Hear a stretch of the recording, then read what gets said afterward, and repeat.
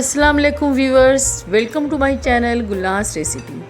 त्योहारों की आमद हो चुकी है और त्यौहार बिना मिठाई के तो इनकम्प्लीट ही रहते हैं। तो चलिए बनाना शुरू करते हैं बिहार की फ़ेमस बालूशाही की रेसिपी।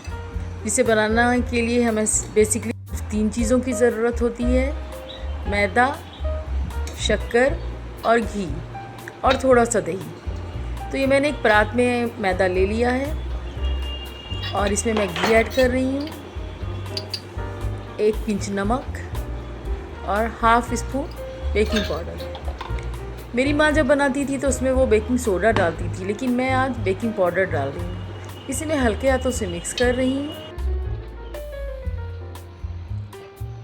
इसको अब मैं दही मिल करके इसको धीरे धीरे मैं मिक्स करूँगी। बहुत ज़्यादा टाइट हाथों से नहीं मिक्स करना है, नहीं तो इसमें एरेशन नहीं होगा। इसमें एरेशन बहुत ज़रूरी है।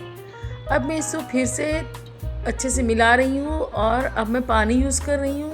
मैंने हाफ कप पानी लिया है। जितने पानी की ज़रूरत होगी उतना ही पानी डालूँगी। एक साथ सारा पानी नहीं डालना है, धीरे धीरे मिक्स करना, बिल्कुल हल्के हाथों से। देखिए मैं थोड़ा और पानी डाल रही हूँ। मेरा आटा लगभग तैयार हो चुका है। अब मैं इस परात में 1 चम्मच घी डाल रही हूँ। उसको मैंने फैला लिया है और अब इस आटे में को मैं फिर से अलट पलट के मिक्स कर रही हूँ ताकि घी अच्छे से हो जाए, इसमें एक शाइन सी आ जाए।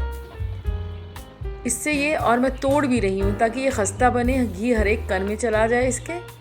इसको मैं 10 मिनट के लिए रेस्ट करने दूँगी और तब तक चाशनी की तैयारी करते हैं। चाशनी के लिए मैंने एक बर्तन ले लिया है। उसमें मैं 1.5 कप शक्कर डालूँगी और 1.5 कप ही पानी। उसमें 2-3 इलायची के दाने तोड़ के मैंने डाल दिए हैं। चाशनी को मैं धीमी आंच पे चढ़ा दी है। अब मैं फिर से अपने आटे की तरफ आती हूँ। आटे को मैं फिर से तोड़ रही हूँ। आटे को तोड़ने से क्या होगा कि ये बालूशाही खस्ता बनेगी और इसको बहुत ज़्यादा स्मूथ नहीं बनाना, रफ़ या कोर्स ही बनाना है। इसको मैं गोल गोल घुमाते हुए अपनी डिज़ायर्ड साइज़ का मैंने पेड़ा तोड़ लिया है और गोल गोल घुमाते हुए इसका बालूशाही का शेप दे रही हूँ। बालूशाही की खासियत होती है, इसकी पहचान होती है कि इसके बीच में एक गड्ढा या होल होता है, जिसको कि अपने फिंगर की सहायता से या फिर बेलन से किसी भी चीज़ से होल बना सकते हैं। देखिए मेरी चाशनी तैयार हो चुकी है। मुझे 1 तार की चाशनी बनानी है। मैं चाशनी चेक कर रही हूँ। ये मेरी चाशनी हो चुकी है तो मैं गैस ऑफ करती हूँ। अब फ्राई करने की तरफ चलते हैं। मैंने एक पैन में घी और कुछ हाफ रिफ़ाइन लिया है। आप चाहें तो सिर्फ घी में या रिफ़ाइन में बना सकते हैं, लेकिन घी में ये बालूशाही बहुत ही टेस्टी लगती है। इसे मैंने मीडियम या से भी सिम पे मैंने घी फ्राई करने के लिए चढ़ाया है।